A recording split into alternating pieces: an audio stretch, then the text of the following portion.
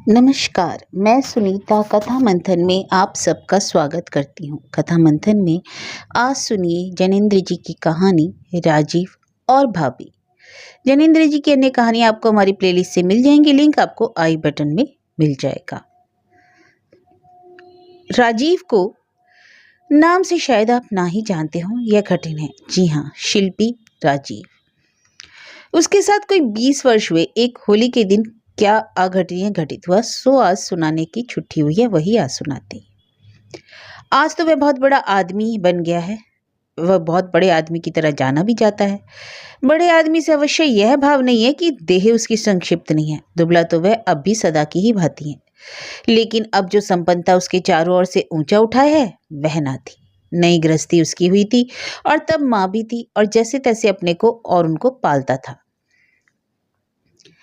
20-22 वर्ष की अवस्था में मनुष्य की आकांक्षाएं स्वप्निल होती हैं। उनको परवरिश मिले तो वह पनपे नहीं तो सूख कर मुरझा जाती हैं और यौवन बीतते बीतते अपने को चुका हुआ अनुभव करता है।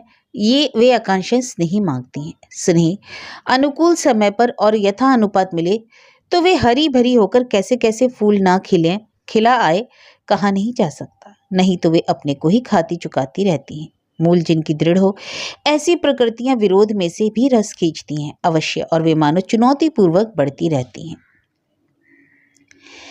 कहना कठिन है कि राजीव में प्रतिभा की शक्ति कितनी थी, किंतु अब जब उसमें अतीव भूख थी और कोई उसे पूछे तब वह निरा अकेला और अपने को पाता था। दुनिया की निगाह बाजार की ओर थी। भला राजीव में क्या उसका अटका था? बस माँ उसकी थी जो घर का काम का धंधा दिख करती थी। पत्नी तब नहीं आई थी। एक रोज माँ की तबीयत कुछ खराब थी। वह रोटी नहीं बना सकती थी, सो रोटी बनाई, सब काम किया और राजीव नौकरी खोजने के लिए निकल गया। लौट कर आ सका कहीं शाम को। हारा थका और भूखा था कि सुस्ता कर जब चूल्हे पर कुछ चढ़ाने के विचार से चौके में गया तो देखता है कि वहां तो कई भांति के उज्जवल बर्तनों में पका हुआ खाना रखा हुआ है। राजीव ने पूछा, माँ तुमने खाना बनाया? माँ ने कहा, नहीं नहीं तो बेटा, बहू रानी ने भेज दिया है। माँ से कई बार राजीव ने बहू रानी का जिक्र सुना है।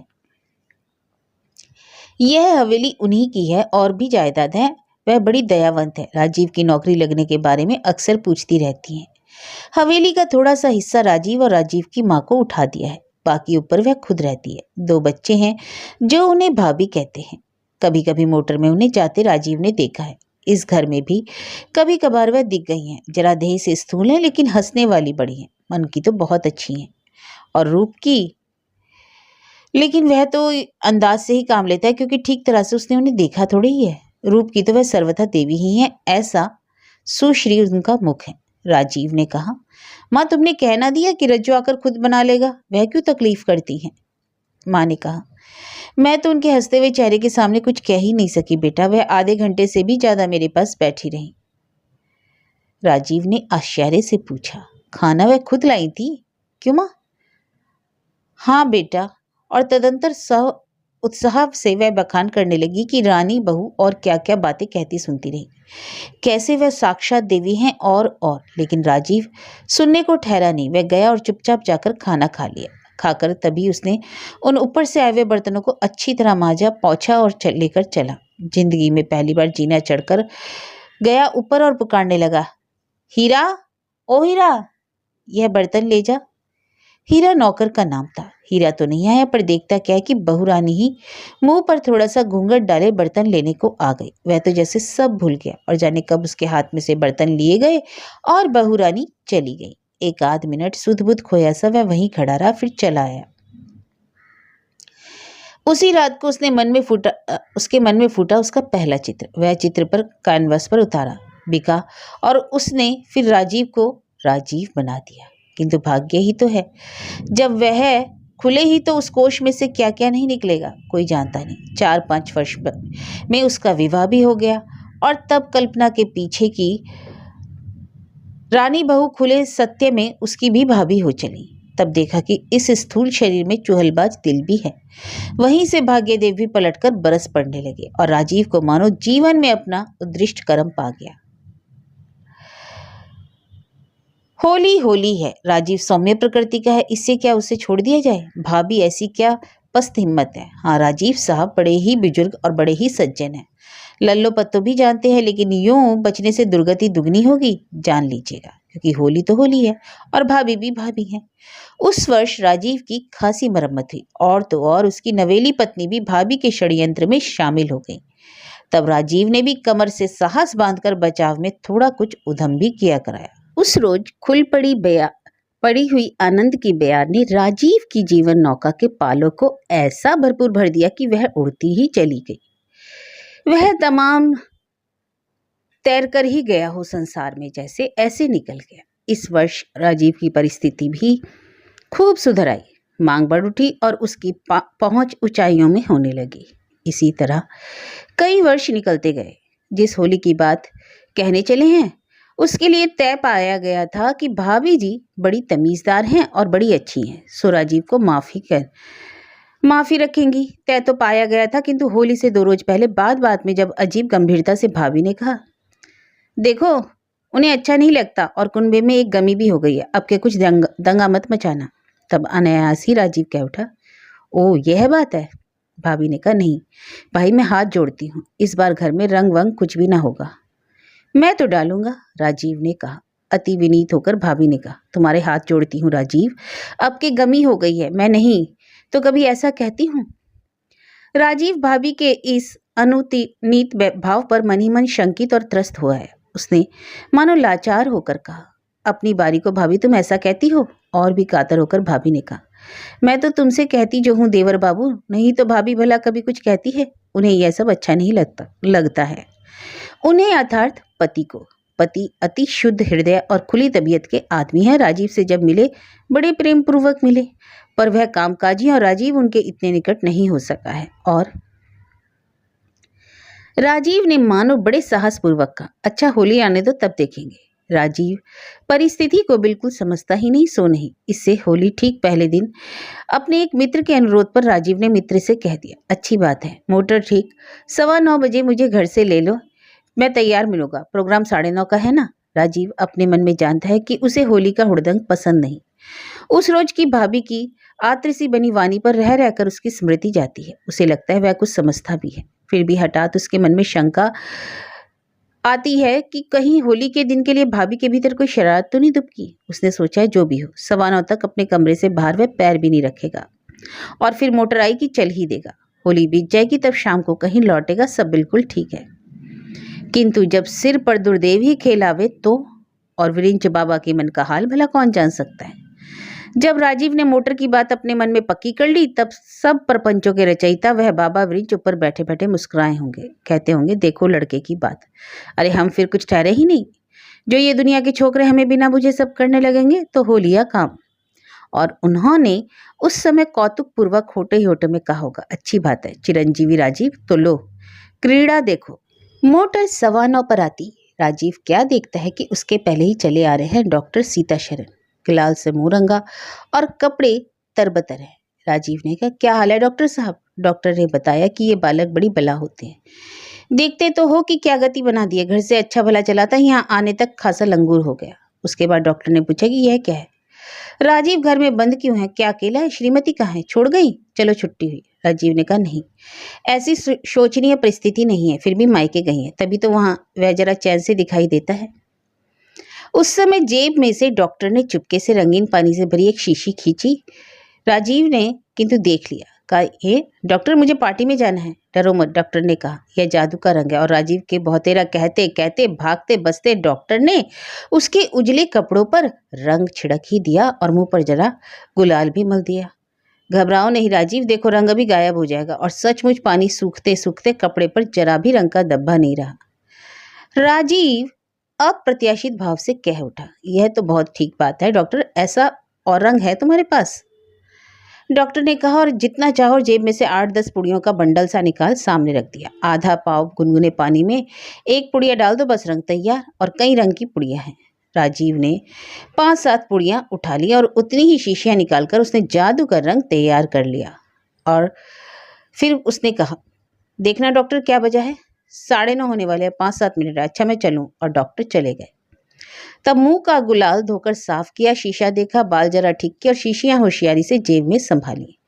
और राजीव लपक कर चला ऊपर, चुप ही चाप पहुंचा। देखा भाभी बेफिक्री के साथ अंदर के कमरे में पान बना रही है और एक ट्रंक खुला पड़ा है। अचक पैर रखता रखता भाभी के पीछे वह पहुंचा और पहुंचते पहुंचते 3-4 शीशियों के मुंह खोलकर एक साथ कई रंग भाभी की साड़ी पर छिड़क दिए। भाभी एक साथ चौंक कर मुड़ी। देखा राजीव? वह पहले तो शायद मुस्कुराने को हुई। राजीव को ऐसा भी लगा कि कहीं होशियारी से झपटकर उसके हाथ से शीशी उड़ा लेने वाली बात तो यह नहीं है, किंतु तत्क्षण फीकी और चिंतित पड़कर उन्होंने कहा, नहीं जी, यह हमें अच्छा नहीं लगता। राजीव सामने हंसता हुआ खड़ा रहा। उसका मंसूबा था कि गुलाल की भी एक रेख भाभी के माथे पर लगाएगा, पर कहने को वह हंसता रहा, लेकिन मन उसका जैसे एक साथ बंधकर खड़ा हो गया। भीतर भीतर जैसे उसे परिताप हो गया। भाभी के मुख पर ऐसी कुछ व्यथा की छाया थी। नहीं नहीं, भाभी ने कहा, हमें यह बिल्कुल अच्छा नहीं लगता, तुम जाओ। राजीव ने कहा, भाभी यह जादू का रंग है, अभी उड़ जाएगा। नहीं, तुम जाओ, भाभी ने कहा। अपनी स्वच्छ कमीज का पल्ला आगे पकड़कर राजीव ने कहा, यह देखो, और उस पल्ले पर थोड़ा सा रंग छिड़क दिया। देखो तुम्हारे सामने यह उड़ जाता है कि नहीं। सचमुच रंग तो नाम के धब्बे तक को वहां न रहा। राजीव आश्वस्त भाव से हंसा। भाभी ने कहा, नहीं नहीं, तुम जाओ। राजीव बोला, भाभी? भाभी ने अनुनीत होकर कहा, हमारे यहाँ गमी हो गई है, नहीं तुम जाओ। राजीव जिस उत्साह को लेकर यहाँ आया था वह तो अब उसे बिल्कुल छोड़ ही चला। उसने कहा, भाभी इस रंग से कपड़े बिल्कुल खराब नहीं होंगे। भाभी ने चुपचाप मुंह फेरकर पान लगाना शुरू कर दिया। फिर मुड़कर पान की तहकर उसे देते हुए कहा, यह पान लो राजीव, और तुम जाओ। देखो, भाभी की वाणी में कुछ वह बात थी कि जिसका राजीव तो उल्लंघन जीते जी कभी नहीं कर सकता था। उसने कहा, जाऊं? हाँ जाओ। तो लो यह शीशियां, मैं इनका क्या करूंगा? राजीव ने खिन्न भाव से हाथ फैलाकर उन्हें आगे किया। बिना कुछ कहे शून्य भाव से भाभी ने भी हाथ बढ़ाकर उन्हें ले लिया। राजीव तब मौन खड़ा रहा। भाभी भी कुछ नहीं बोली। उसी समय जोर जोर से बजते हुए मोटर के हॉर्न की आवाज आ गई। राजीव ने कहा, अच्छा भाभी, और झटपट झुककर खड़ी हुई भाभी के चरण छूकर जल्दी जल्दी लौट आया। आकर बैठक का दरवाजा खोल बाहर बरामदे में जो गया कि देखता है मोटर में स्वयं लाला शिवशंकर लाल बैठे हैं। शिवशंकर ने देखते ही कहा, क्या बना रहे हो राजीव? चलो ना।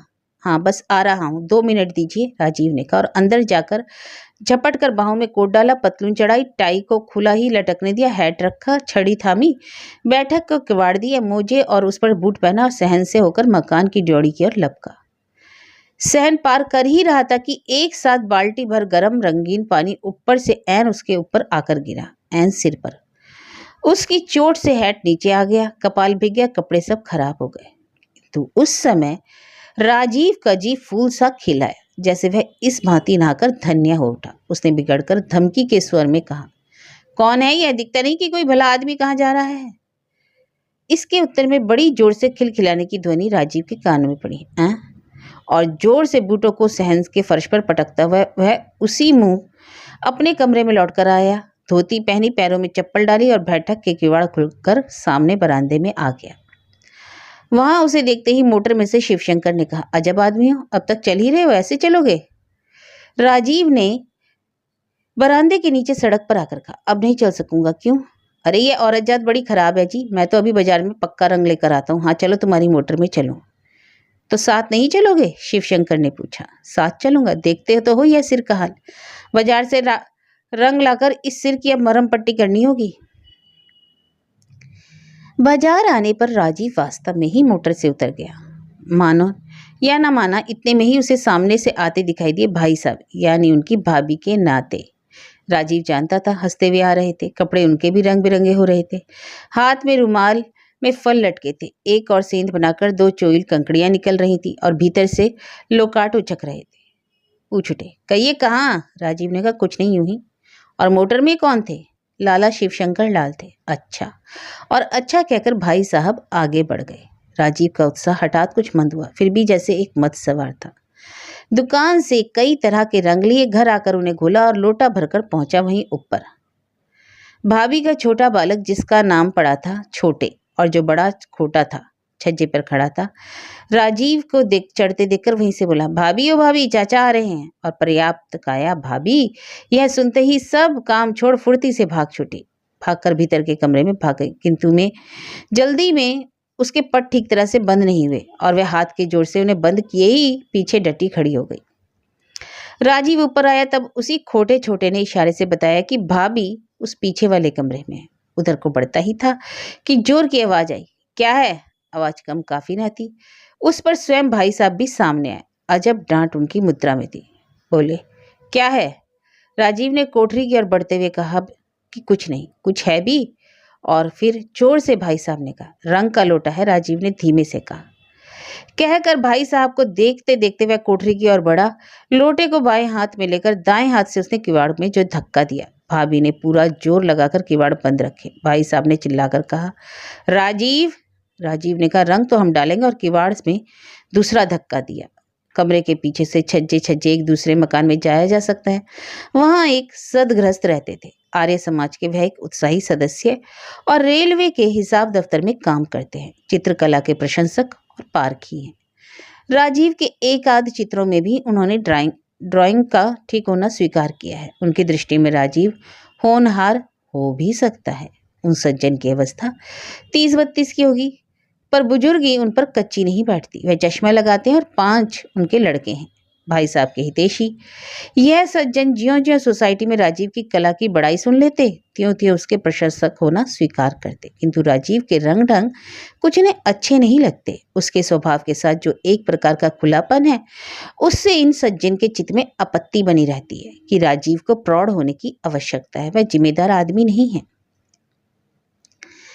जब भाभी ने पाया कि किवाड़ अब खुले, तब सहसा उन्हें छोड़कर पीछे की ओर वह भाग खड़ी हुई। बस छज्जे पर से दूसरे घर में चली जाएंगी। तब ताका करें राजीव बाबू, हाँ तो आए हैं बड़े। किंतु छज्जे का एक पट खुला ही था कि सामने पड़े वही शुद्ध आर्य सदगृहस्थ सज्जन। वह कुर्सी पर इधर ही देखते हुए बैठे, हाथ में किताब।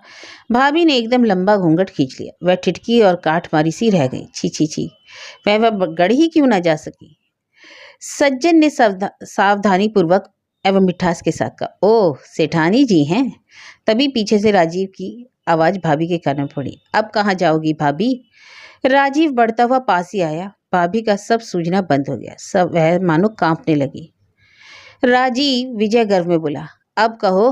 हाय हाय, अब क्या होगा? राजीव जीतेगा, मुझसे जीतेगा। अच्छा, भाभी को आव दिखाना था। वह सामने की ओर भाग खड़ी हुई। कुर्सी पर बैठे बाबू से छूती हुई उनकी रसोई में से भागती, दलान पार करती, फैले सामान को फांद कर उस छज्जे से हो जीने चढ़ हांफती फलांगती वह जहाँ पहुंची उस घर की छत पर पहुंचकर झट अपने पीछे पट बंद कर दिए और उन पर कुंडी चढ़ा दी। फिर उस निर्जन तपती छत पर अकेली कड़ी घाम में पत्थर पर सांस लेती हुई बैठ गई। उन्हें चैन पड़ा कि अब छकाया राजीव को। किंतु इस चैन के पग भर पीछे से उनकी चित्त में आ बैठा उनकी स्थिति की विषमता का भूत, जो उनका समूचा ही मानो उनको निकल जाने लगा। तब वह बड़ी ग्लानि और बड़ा त्रास अनुभव करने लगी। भाभी भागी तो हाथ में लोटा लिए पीछे पीछे चला राजीव। सामने पड़े वही बाबूजी। उन्होंने सात्विक झिड़की के साथ टोका, यह क्या है राजीव? राजीव बिना उस ओर ध्यान दिए आगे बढ़ा कि तभी ठिठक कर वह भी रह गया। आगे तो एक अपरिचित महिला, जो बाबूजी की पत्नी थी, वो अपने चौके में थी। उसके पैर जैसे बंधे ही रह गए। उस घर में और कई वयस्क लड़के लड़कियां थी। सबको इस नए उधम पर बड़ा कौतुक लग रहा था। कभी वे उन भाभी को देखते जिनके लिए उनके मन में बड़ा संभ्रम था। वे तो आसपास सब लोगों के मनों में सेठानी जी के रूप में ही अंकित थी, संभ्रांत और आदरणीय। सबकी निगाहों में वह तो अति विशिष्ट ही थी। तब फिर यह क्या? और कभी वे इस राजीव को देखते इस निगाह से कि कौतूहल तो उन्हें है, पर जैसे वे जानना चाहते हो कि यह है कौन आदमी। बाबूजी ने कहा, it is not decent sir. Rajiv अंदर ही अंदर कटकर रह गया। इससे भी तीखे विशेषण उसे अपने लिए उपयुक्त मालूम होने लगे। किंतु वह हाथ में रंग का लोटा लिए खड़ा ही रह गया। उत्तर में कुछ ना कह सका। किंतु लड़कियां, माना वे बला है, किंतु दुनिया में क्या उनसे हारना होगा? भाभी के आसपास अपने पराजय पर खिलखिल हंसी जाती हुई सुनी। उन कलंक कंठिनियों की व्यंग की हंसी मानो की ललकार हो। उसने उसे डंक मारकर चेता दिया, अबला की ओर से सबल चुनौती तो अच्छा। राजीव भी तब उसी भांति चौके को, दालान को और छज्जे को लांघता हुआ कुछ ही छलांगों में जा चढ़ा जीने पर। जीने के छोर पर पाया मार्ग अवरुद्ध और द्वार बंद। उसने झटक कर द्वार खोला, किंतु वे तो विरोध में कुछ स्वर करके भिड़े ही रह गए। इस पर उसके कानों पर बजी धार धार फिर भी संगीत सी कोमल कई कंठों की कलकल हंसी। उसने कहा, अच्छा भाभी, कभी तो उतरोगी, कहकर थोड़ी देर वहीं खड़ा रहा। फिर नीचे उतर आकर छज्जे पर आकर खड़ा हो गया। 2-1 मिनट प्रतीक्षा में खड़े रहने पर उसने सुना ऊपर लोहे के जाल पर झुकी भाभी कह रही है, रंग डालोगे? हाँ डालूंगा। तो मैं नहीं उतरूंगी। मत उतरो। थोड़ी देर में भाभी ने कहा, कब तक खड़े रहोगे? जब तक तुम वहां रहोगे। अच्छी बात है, भाभी ने कहा। राजीव ने कहा, अच्छी बात है। इधर यह था, उधर बाबूजी ने भाई साहब से कहा, आपने बहुत ढील दे रखी है लाला जी। वास्तव में भाई साहब में भाभी जी के प्रति अतीव प्रेम है और वह प्रेम आदर तक पहुंच गया। घर की ओर से जो भाई साहब सदा सर्वथा निशंक रहते थे, यह सब भाभी जी के भरोसे ही तो, किंतु वही उनकी पत्नी आदरस्पद से कुछ और हो, यहाँ तक कि लोगों के कौतुक और कौतूहल के विषय हो, यह एकदम उनके चित्त को सीधा नहीं जान पड़ा। और यह व्यक्ति राजीव, ओह, इस स्थल पर तो उन्हें अपना पति का एवं पति नामक संस्था का अति दूसरा असमान ही होता हुआ जान पड़ा। प्रभुता के प्रति ऐसा अपराध, स्त्री की ओर से ऐसी अवज्ञा, छी छी छी। भाई साहब ने जोर से पूछा, वह कहाँ है? बाबू ने पूछा, कौन? कौन? एक ही प्रश्न, उसकी पत्नी के साथ कोई दूसरा भी आ सकता है जिसे प्रश्न करके अलग छांटना होगा। कौन? इस बात पर भाई साहब को अतिरोष हुआ। उन्होंने जोर से कहा, कौन क्या होता है बाबू? बाबू इस प्रश्न पर असमंजस में रह गए और भाई साहब धड़धड़ाते हुए आगे बढ़ गए। छज्जे पर पहुंचकर राजीव को देखकर दृढ़ स्वर में उन्होंने पूछा, वह कहाँ है? ऊपर है। सब सन्नाटा था, मानो जो होनहार है उसकी अब प्रतीक्षा ही करते बनेगी और कुछ ना हो सकेगा। और भाई साहब ही वहां पतित्व के स्वत्व रक्षक की भांति खड़े थे। भाई साहब ने ऊपर की ओर डपट के साथ कहा, चलो नीचे चलो। सब सुनती हो, नीचे चली आओ। एकदम सुना नहीं जाता कि मुझे चिल्लाना होगा? थोड़ी देर में डरती डरती आवाज में एक लड़की ने कहा, यो कहती है कि उन्हें हटा दो। भाई साहब ने उद्धत रोष को संयत करते हुए कहा, राजीव तुम नहीं जाओगे? आ पड़ी इस विषम परिस्थिति के नीचे। राजीव भयभीत हो उठा, फिर भी मानो उसकी आत्मा आतंक अस्वीकार करना चाहती थी। उसने कहा, मुझ पर रंग डाला गया था भाई साहब, और मैं भरा लोटा नहीं ले जाऊंगा। भाई साहब ने भयंकर स्थिर वाणी में कहा, अच्छा चलो, वह आती है। राजीव चला गया। तब भाई साहब ने उसी अकम स्वर में कहा, अब चलो उतरो। उसी लड़की ने ऊपर से कहा, कहती है आप चले, मैं आ रही हूँ। जोर से पैर पटक कर भाई साहब ने कहा, फौरन आए। सुना नहीं, और वह उसी भांति धमकते हुए पैरों से लौट आए। भाभी एक धोती पहने थी, शरीर के चारों ओर उसे ठीक किया और जीने के द्वार खोल वह धीरे धीरे डग चलती चलती आई। किसी के मुंह से एक शब्द ना निकला। छज्जा पार किया, कोठा पार किया, उसके आगे के दलान से निकलती हुई सहन के ऊपर के छज्जे पर से रसोई घर में चली जाएंगी। दालान के कालीनों पर से भाभी जा रही थी कि उन्होंने देखा छज्जे के कोने में लोटा लिए राजीव खड़ा है और उससे अगले वाले कमरे में ही कुर्सी पर उनकी ओर से मुंह फेरे मूर्तिमान संकल्प बने भाई साहब स्थिर भाव में बैठे हैं। भाभी ने कालीन पर खड़े खड़े हाथ जोड़कर इशारे इशारे में कहा, राजीव जाओ, देखो चले जाओ। किंतु हाय हाय भाग्य, अब भी तो राजीव ने भाभी के उन होठों पर स्मित की रेखा देखी। अरे अब भी व्यंग सर्वथा वहां से अनुपस्थित नहीं है। वह रेखा अब भी तो बाकी है। हाय, अब भी तो मानो वह चुनौती चुप होकर बैठी नहीं है, बुला ही रही है। राजीव ने कहा, देखो मैं गालीचा खराब नहीं करना चाहता, आगे जाओ। भाभी ने अति संकटापन मुद्रा के साथ गुनगुना कर कहा, नहीं नहीं राजीव, हम पर रहम करो। रहम? उन होठों की संधियों पे? अरे ये भी कोई रहम की दरख्वास्त है क्या? उसमें नहीं है। मैं अपराजिता हूँ कि पुरुष के निकट स्त्री कभी पराजित नहीं है, अपराजिता ही हूँ मैं। राजीव ने कहा, भाभी। उसी समय भाई साहब ने इस ओर देखकर जाने कैसी वाणी में कहा, क्या है? स्वर होते हैं जिनकी कोई श्रेणी नहीं होती, जिनमें एक ही साथ जाने क्या क्या कुछ नहीं होता, जिनमें क्रोध होता है अपार, किंतु जो सर्वथा शांत और निष्कंप भी होते हैं, वृज दृढ़, किंतु उनमें एक ही साथ मन की वेदना होती है, रोष भी। उन्हें सुनकर आदमी को हिलना ही होता है। गूंज उठी, क्या है? और राजीव ने देखा भाभी का मुफक पीला पके पत्ते सा हो गया। पर अब भी क्या यह अबलता की चुनौती लिखी नहीं है? क्या वह तनिक भी मिटी नहीं? उस भयभीत मुख पर तो मानो पौरुष के हाथों दबकर उस दुर्दमानीय परास्त होकर भी वह अविजय स्त्री होने के कारण और भी हठीली होने का संकल्प अक्षरों की भांति स्पष्ट होकर लिख कर आया। होठों के कोनों के चारों ओर वही तो है। अरे वही। राजीव ने कहा, मेरा लोटा तो अभी भी भरा है, तू रंग डालेगा? डालना तो चाहता हूँ। अच्छा। कहने के साथ भाई साहब उठे, स्थिर डग के साथ चलते हुए आए। तनिक तनिक घूंघट की कोर माथे के आगे है और भाभी खड़ी है। भाई साहब ने आकर उनके दोनों हाथ पकड़े, कहा, चल रही, चल रंग डलवा। भाभी वहीं के वहीं बैठ गई। उनकी भाई साहब के हाथों में थमी मूर्ति चली गई। दोनों बाहों के जोर से भाभी को खचेड़ते हुए भाई साहब ने कहा, रंग डलवा, वह खड़ा है। भाभी वहीं की होकर रह गई, सर की भी नहीं। जोर से उनकी कमर में लात मारकर भाई साहब ने कहा, अब डलवाती क्यों नहीं रंग? राजीव लोटा हाथ में लिए सुन का सुन रह गया। भाभी चुप, ना आंख में उनके आंसू निकले, ना मुंह से कुछ निवेदन। जोर से हाथों को झटक कर और 2-3 लाते एक साथ जमाकर उन्हें खींचते हुए भाई साहब ने कहा, अरे देख तो कैसा रंग है, चल डलवा रंग।